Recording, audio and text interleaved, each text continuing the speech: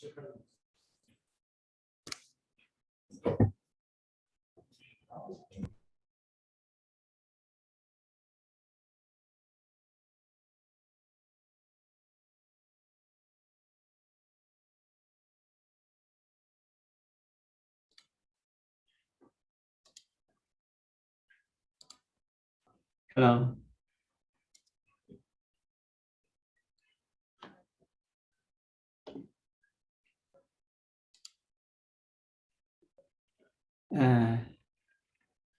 Do you hear me?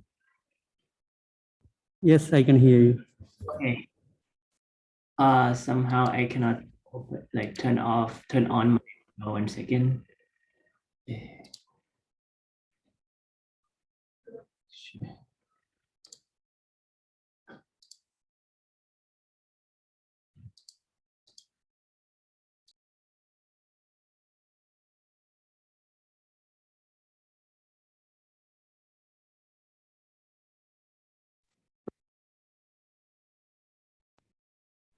Okay.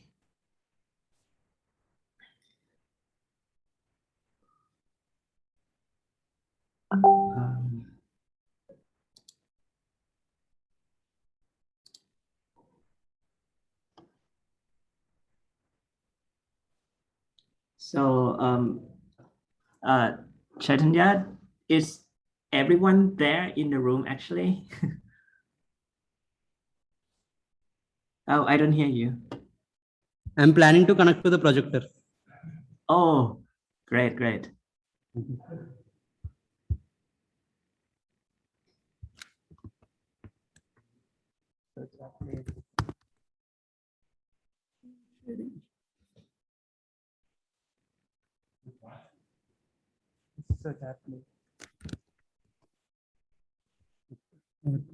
Options. Okay, nice.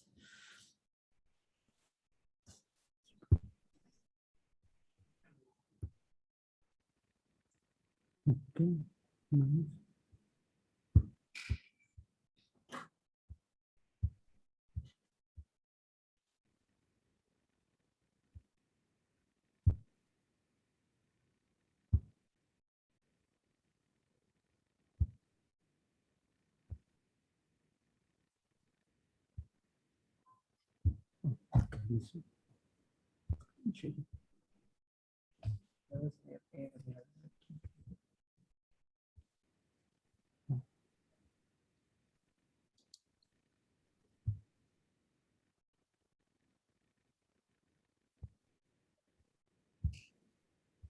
Are you planning to connect to?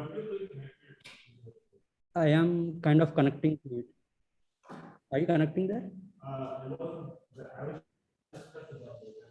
Put the Apple Apple. I was able to connect. Yeah.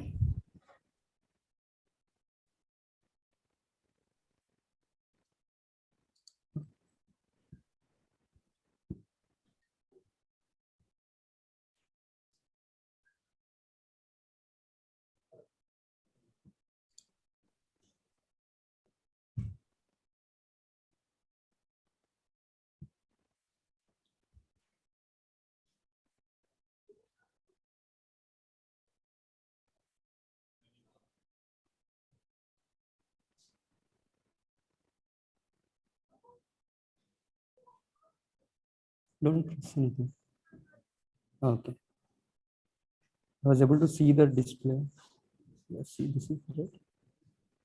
Couldn't connect. There is some.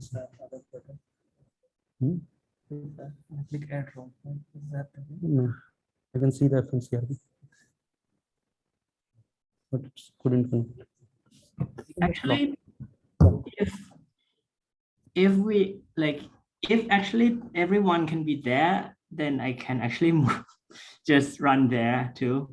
No, I think we'll just display it on the screen and it's going good. Okay, okay. Yeah.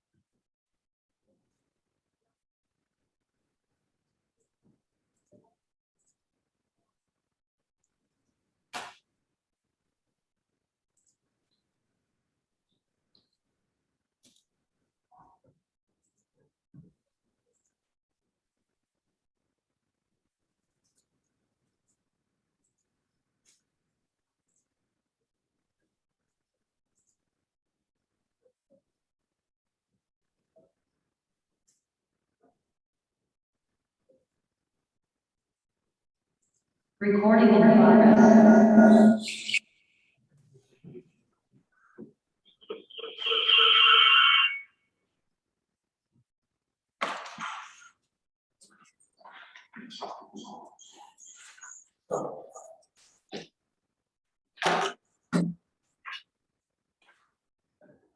Okay, is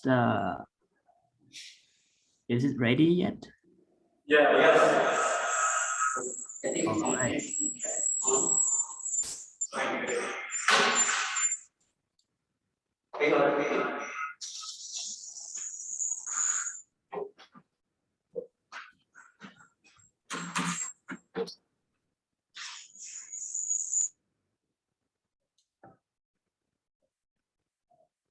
Okay, so now I'm gonna start. Is everyone ready? Just thumb up if you're okay. Good. Yeah, I'm sorry about this. So they told me some times ago actually that today I should do it remotely, and because it will be too noisy in the building. Turns out that it seems it's fine, but I already planned that, and I totally forget to tell everyone that today it should be remote, but well, we make it now. Okay, so I will just mute you guys, all right, so that there is no echo. And now, okay, and now let me recap a bit what we have done yesterday. So basically, we were talking about how to compute. So maybe I just write it down. What we want for Shiger cut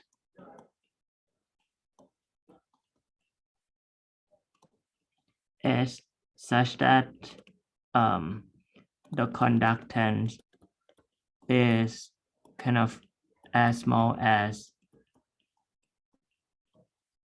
this. To do that,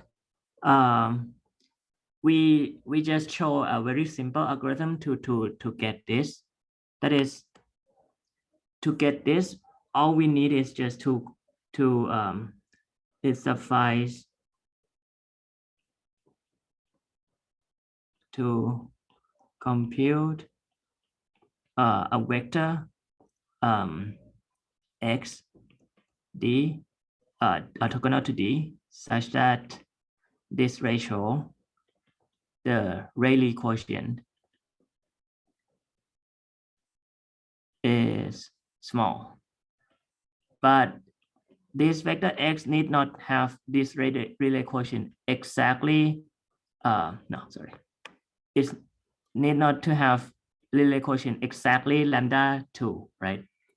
Well, we just want like the one that have approximately this much.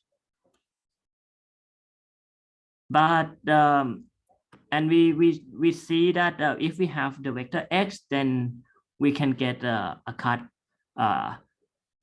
with this conductance very quickly. And yesterday we talked about how to compute x, and how to do that. We just say that okay, maybe choose some initial vectors from this hypercube randomly, like you random it, and then what you return, you simply return like just multiply x0 here, the random guy, to m to the k, where m is this thing, 2i minus ng. So that was the algorithm, and it just works. But today I'm gonna tell you why it should work. Okay. By the way, it would be great if you, like, at least one of you turn on the video so that I can see one of your face. And okay. And okay, so just in order to understand how come, like, just multiply x0 to m to the k and we get x. How come, like, x should be a good vector, right? Let's try to get some intuition for this. And instead of looking at m, I want to do two things. First, I want to look at m/2. It's almost the same thing. It's just by scaling. Doesn't really matter, doesn't change the algorithm.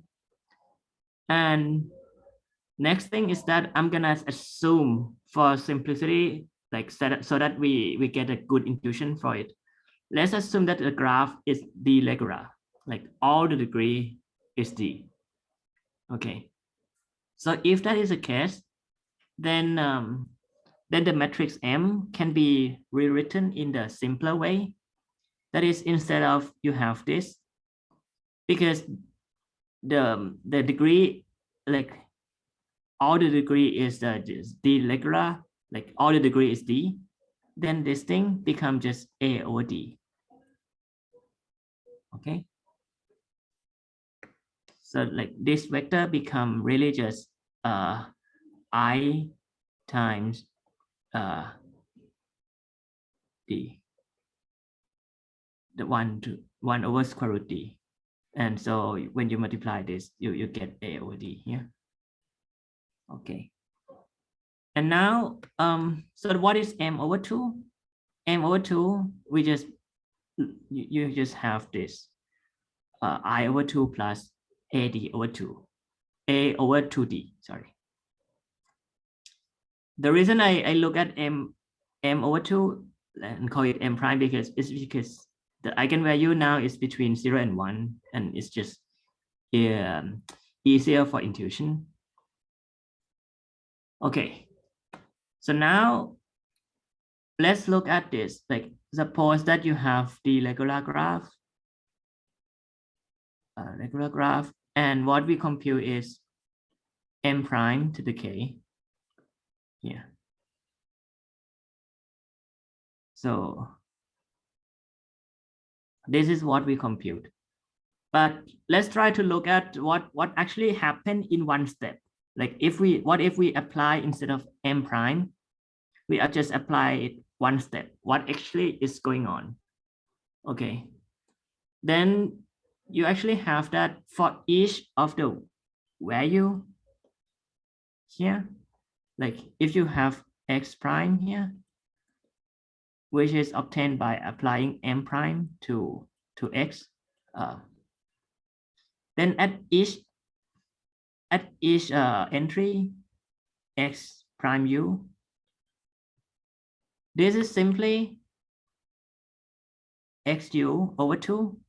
This is from I here, and what else? This term is just like you're summing up over all the neighbor of u, summing up over all v, which is the neighbor of u, and divided by 2d. Okay, so this is like the formula of how like you update the vector x when you apply it by m prime. And you applied k many rounds. So let's look at what actually happened in each round here. You can think of this as, for each round, the node u update its value in this way. Like the node u update its value in this way. But this is nothing but the weighted average between, like, its own value and its neighbor value, right? Because it's like if this is not you, and there are like a d many degree, like if there are d neighbor, what you compute here is that you have to use, you used to have xu, and now you say that, okay, xu prime become like, you put the 1/2 to like you have a weighted average where the weight of your own is 1/2 and everyone else here is 1/2d for all of the of your neighbor, right?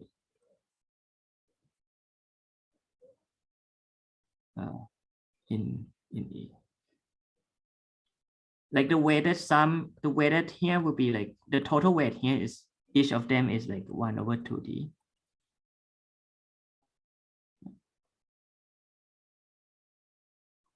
So this is like the kind of the update rule for each node, right?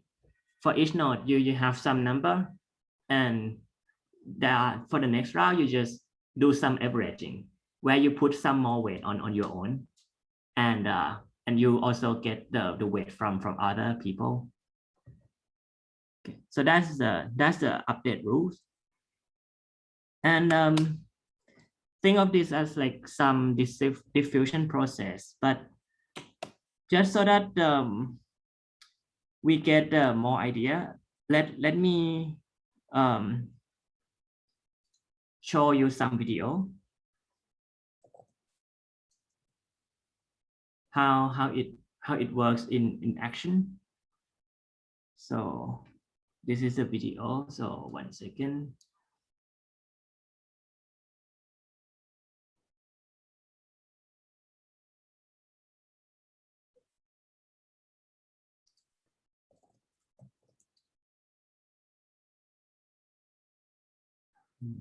Where is it? Okay, it's here. Vertex will become half what it was before, plus half the average of the neighbors. So you're going to see some vertices that were close. Every vertex will take the average of what it had before and the average of the neighbors. I see that every iteration, the arrangement is less.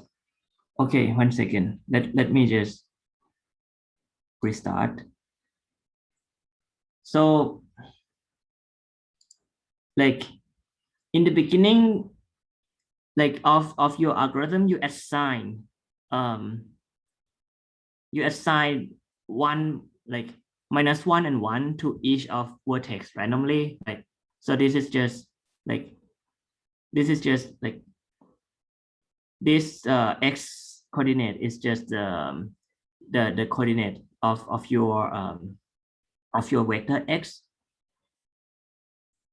and then what is happening here is just, we actually I forget to say that the algorithm should be like, after doing this, you also shift, like make it orthogonal to make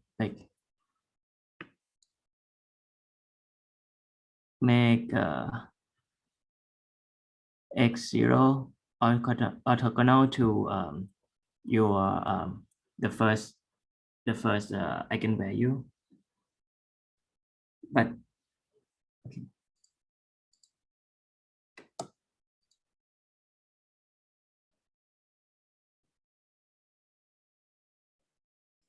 Actually, the y coordinate is just assigned to make the drawing more readable. It will be the same at every iteration. If I turn on the audio, do you hear it?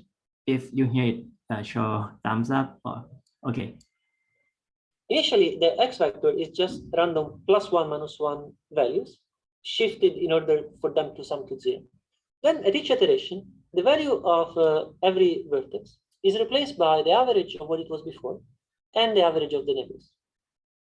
So for example, this vertex will become half what it was before, plus half the average of the neighbors. So you're going to see some vertices that were close to -1 be shifted to be around -0.5. some vertices that were near 1 to be shifted to be near 0.5.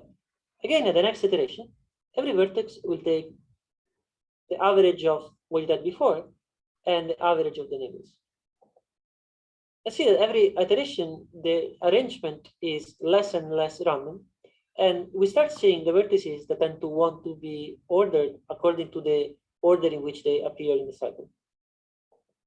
Progressively, the drawing will disentangle itself because vertices that are far from its neighbors will tend to be pushed a little closer. And this will pull vertices that are close to be a little farther apart. And we also pull those high concentration of vertices away from each other.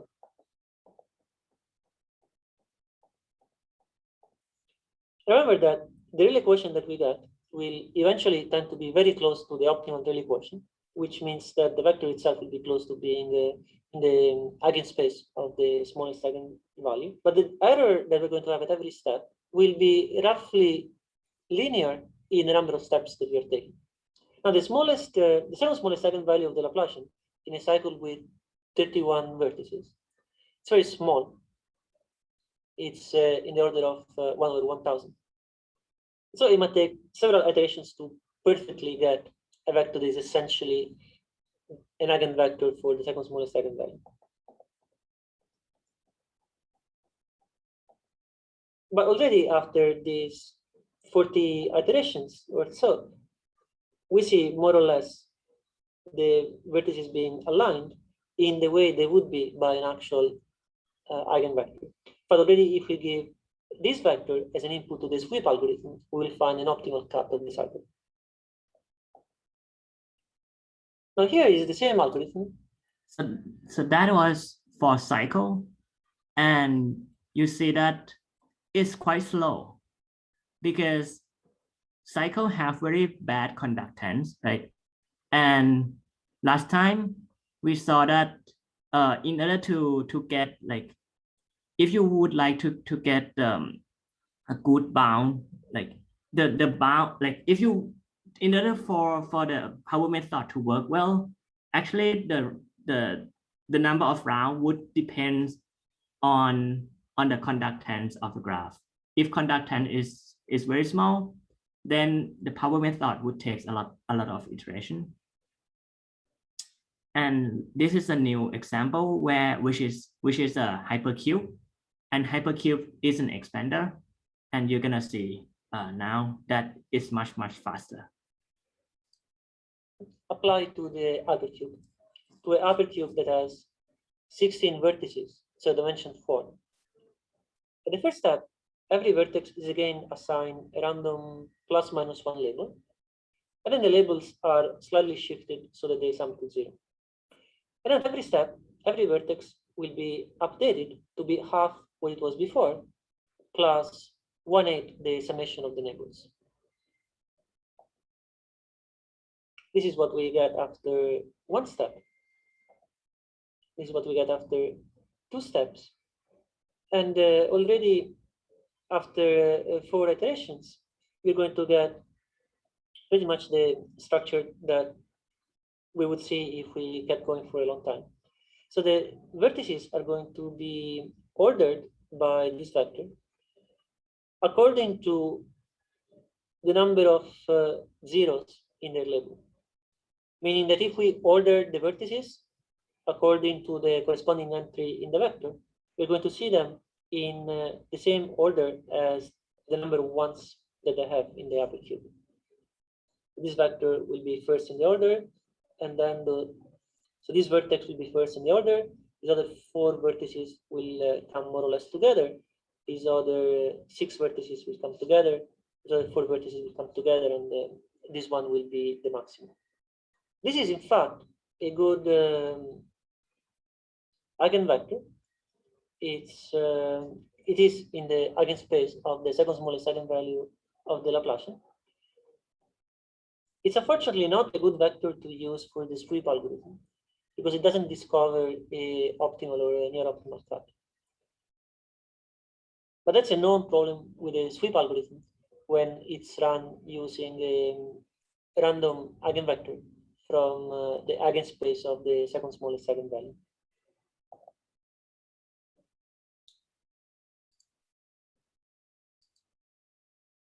Okay, so that was just some example on what is actually like how the vector x is updated in cycle and hypercube. Just to recap again, like you can see that for cycle, somehow it after updating the shape of the vector x converge to something, but it converges slowly. But for hypercube, it is much faster. And actually, in general, let's try to look at the general case when how come this vector x, after you updating several times, then why it should give you a sparse cut? Like why it should be the case that you start with some random x where each node is at -1 and 1 randomly, and by updating using this averaging process, somehow why it should be the case that you have a vector x such that you like each vertex is kind of sorted in some order. And how come, why would it be the case that there should be some sweep cut such that there are and some sweep cut such that this cut is a sparse cut? So for cycle, you kind of saw that after a while, it's true that you just start randomly like this, like the cycle look like this, but after a while, the node will kind of arrange it in this way, and this would be your sparse cut, right? But let's try to look at general graph where let's say that you have some graph and there is some sparse cut A and B, like here. Okay. And let's say further that inside A and B are kind of well connected. So maybe you think like this is a complete graph or something, and there are some sparse cut here. Let's get an intuition to that. The power method should give you something good. So what is actually happening in power method? You start by randomly assigning +1 -1 to each node, right? And although like in expectation, the sum of the value inside A should be 0, but we know that it will not be exactly 0, right? It cannot be just concentrated at 0 exactly. So actually you will know that this thing gonna be something in the range of, with high probability, it will be something in the range of square root n and maybe over 10, over 100, something like that. This is like how Gaussian distribution work, like how normal distribution work. Yeah. Also here, like in B, it will if you sum over all of this weight 1 - 1, you will get something like either like somewhere between in this interval -√n and √n. And actually with kind of good probability, constant probability, like the sum of the weight, the sum of the value in A here and the sum of the value in B will be kind of will be different by something like square root n. So thing like if this is -n, this is square root n, then like the curve will look like this. This is root n. And XA might be here, and XB might be here, something like this, where this might be like like this is how it looks like with like constant probability, the sum of the weight in A and the sum of the weight in B will be somewhat different, like by root n. So let's assume like it will be something like, let's assume for simplicity that like the sum of in A is like minus root n and the sum in B is root n. So what actually will happen if you compute like apply x to m prime to the k? So what we know, right, like each of the node will basically try to average itself with its neighbor, right? But basically the total value here is kind of minus root n, and the total value here is is plus root n. So after you averaging for a while, most of the guy here will be negative. Most of the gate of the A will be negative, and most of the B will be positive. And they're like, and because there are like a few connection between A and B, like more like you will not like averaging until they become zero. Like this thing will most of them will be negative and this will be positive. Like how it would look like is that like value of vertices in A will be close to each other, and most of them will be kind of negative. And similar to B, most of them will be positive. And like some of them might be like some of the guy in A might be positive, and like some of the B might be here, but most of them will be here, will be on its own place.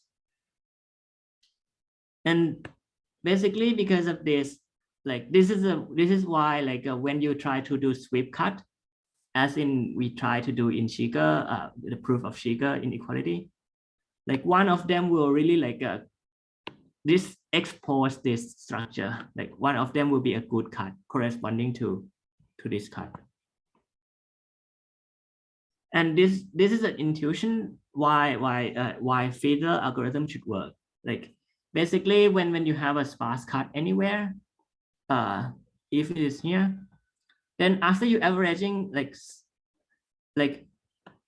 after you assign like a weight randomly and you averaging the weight with your neighbor for a while, like your value will be kind of close to your cluster, and the value here will be close to each own cluster, and that's why when you do sweep cut, you'll find it. That's the intuition. Yeah. Okay. And like I think this intuition is true in general case, but yeah, at least this is my intuition. Okay. Let me have some digression. This is something that I don't really understand actually, but it has a nice picture and I think it's worth investigating. So let's look at any graph here. Okay, this is just some graph. And what actually is going on here is that suppose you have a graph and call this graph G. And then what you compute is just you look at the Laplacian of G. And then you look at the second eigenvector of G and the third eigenvector of G. So, and now if you draw each vertex according to like take this second eigenvector as a coordinate x and the third one as coordinate y, and you draw the graph according to these two eigenvector, then you will get something nice like this. So like just by looking at by the way, the first eigenvector is not informative. It doesn't say anything, right? The first one, like, is just proportion to the degree, which doesn't say much. But if you look at the second one and the third one, and you draw the graph, like this one have maybe second eigenvector here, and node u second eigenvector here, and a node third eigenvector is here, like at u, and this is the second eigenvector at of u. Then you draw it here, and yeah, you just plot it using this. Then you get this nice picture. And like, and if the graph looked like this before, then it kind of try to spread things out nicely somehow. Also, if the graphs look like this, then it becomes something like this. So you see, like, it kind of export, like it kind of again, if you look at this is the second eigenvector. You can see that it kind of exports a sparse cut, right? If you sweep through this second eigenvector, you should find some sparse cut of a graph, and this is one of them, I think. Yeah, so like automatically the second and third eigenvector kind of tells a lot of topology of a graph, but I don't know much about this, but it's just a nice picture. So okay.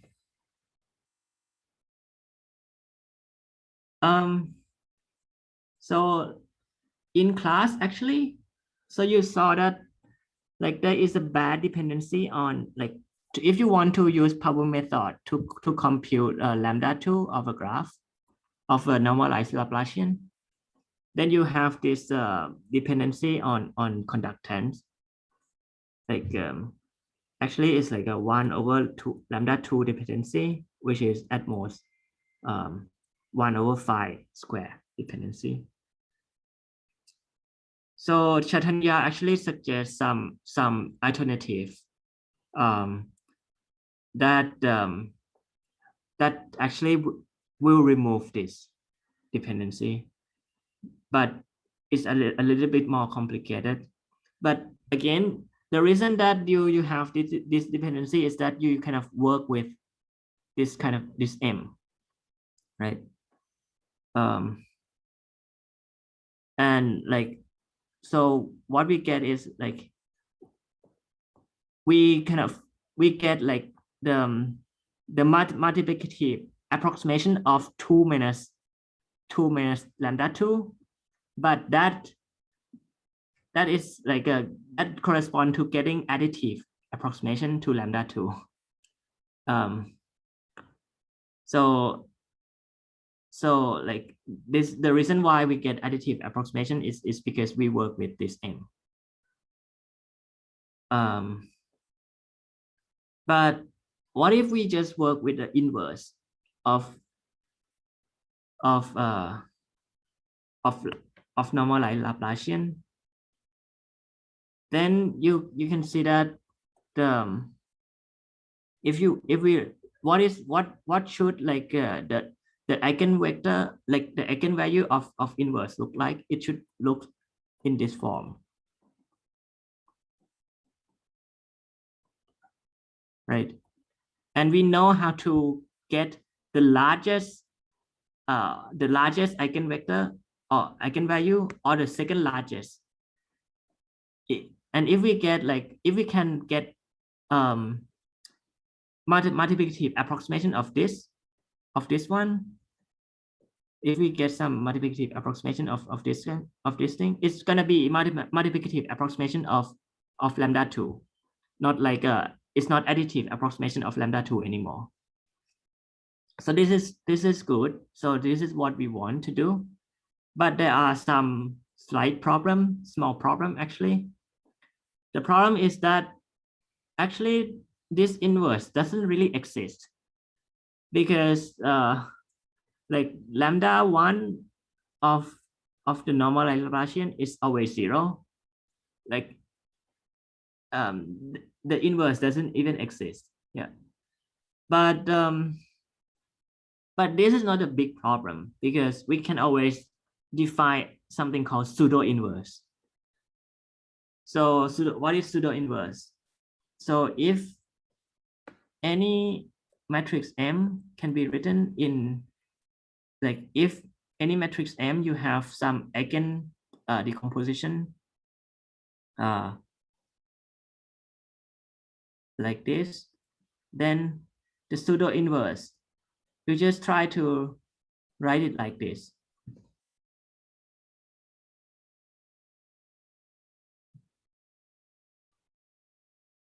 Except that you ignore the one that have that such that this is 0. So you just replace lambda by 1 over lambda for each of the guy that have such that lambda I is non-negative, is non-zero. So this is maybe, how should I write it? Actually, maybe I write it like this. I should write dagger here, or like a plus. Pseudo inverse is such that this is like only when lambda I is non-zero.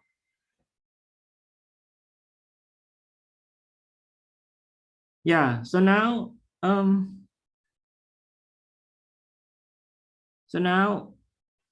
the pseudo inverse of this will have this form, like the eigenvalue will be of this form, and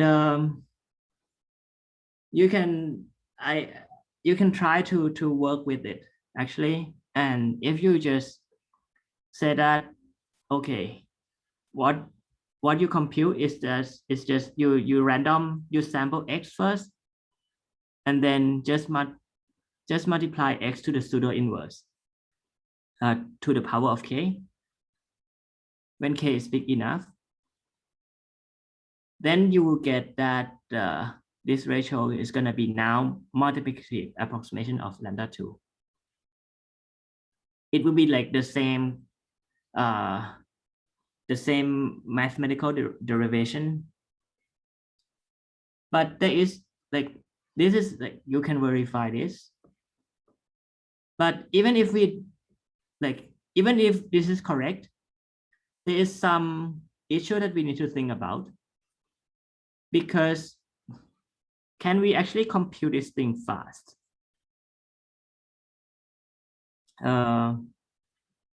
So computing this pseudo inverse itself and then compute it to the power of k and then multiply it by x is not a good idea, because this matrix by itself might be dense, like it might be expensive even just to output this matrix. Even if if G is sparse, then you know that like NG is sparse.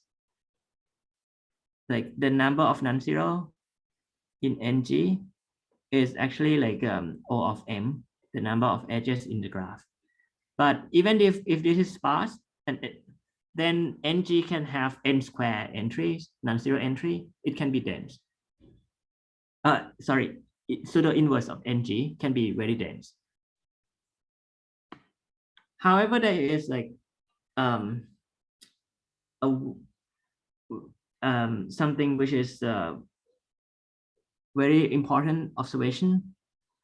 That is, what if we just so we shouldn't just compute this pseudo inverse explicitly, but what if we just try to apply x to the pseudo inverse, multiply x to the pseudo inverse? What is this operation? This is the same thing as solving linear system, right? It's the same thing as finding v such that nv is x. but now, this is one of the breakthrough result, which says that when you want to solve a linear system, and the linear system is actually defined by a normalized Laplacian or Laplacian, then actually you can solve it in nonlinear time. So you can find V in O of M time.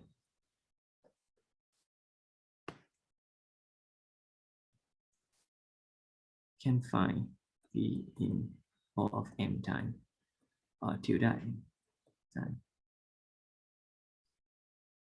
So this is one of the breakthrough result. And I hope that we will cover this too. Like it's called Laplacian solver. Laplacian solver. So you know, like if it is just arbitrary linear system, you can solve for x in n to the omega time, or n cube time for sure. But at least for like an important class of linear system, like Laplacian, and there are like some generalization of this, it turns out that you can do it linear time, near linear time.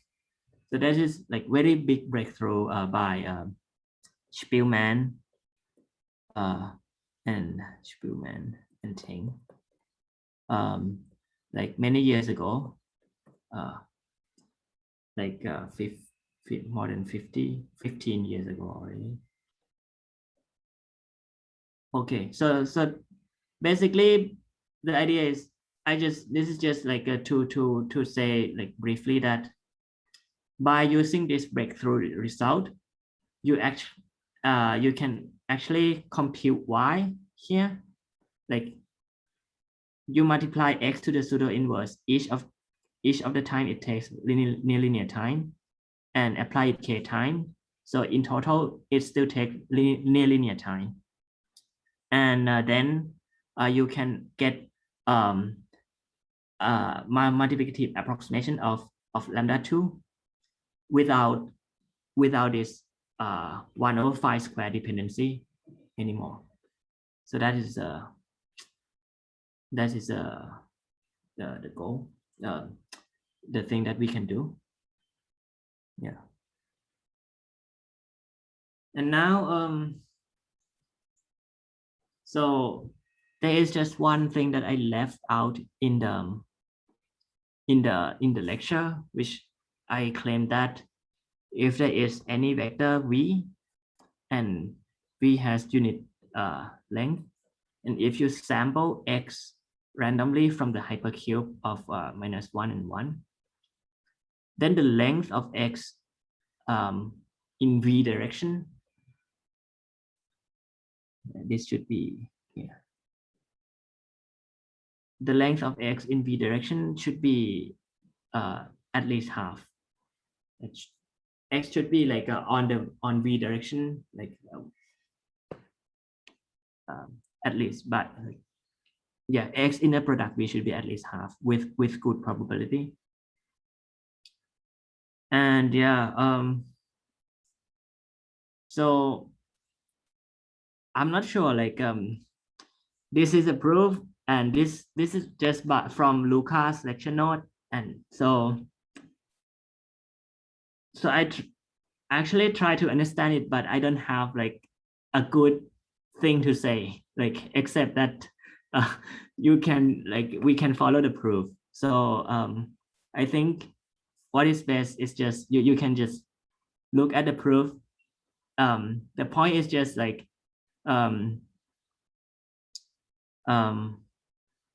this is some kind of bound which says that like it's about anti-concentration bound, right? So no, sorry. Yes.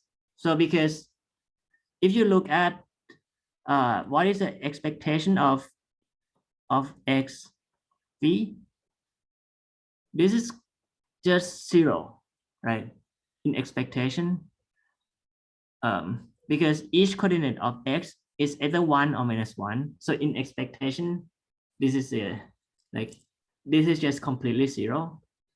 But here it says that okay,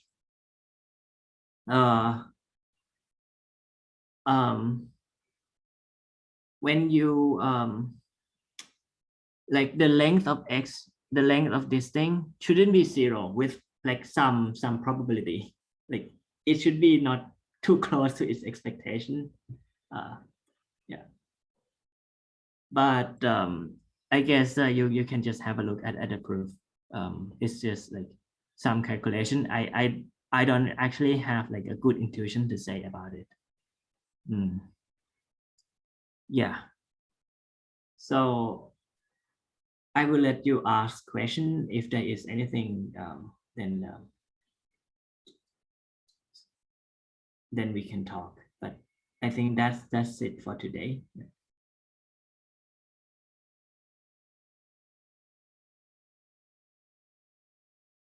Any question?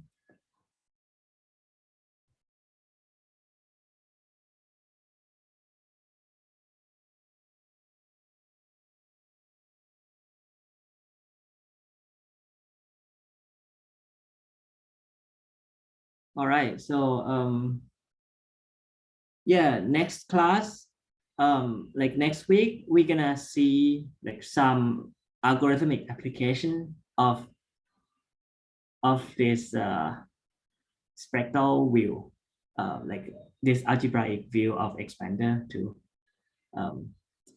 So stay tuned, and then that's it, I guess. All right. Okay. Right, then see you. Yeah. Bye.